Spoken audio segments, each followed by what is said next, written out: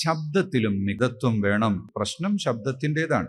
ലാ തതകല്ലഫ് റഫഅ الصوت وخذ منه ما تحتاج إليه فإن الجهر بأكثر من الحاجة تكلف يؤذي എന്നാണ് ഈ ആയത്തിന്റെ വ്യാഖ്യാനത്തിൽ ഖുർത്തുബി പറയുന്നത്. അമിതമായ ശബ്ദമാക്കരുത്. ദിക്ർ ഉറക്കെ ചൊല്ലിയവരോട് റസൂലുള്ളാഹി തങ്ങൾ പറഞ്ഞു, ഇർബഉ ബി അൻഫുസികും, മക്കളെ ഒന്ന് തടി കാത്തോളെ.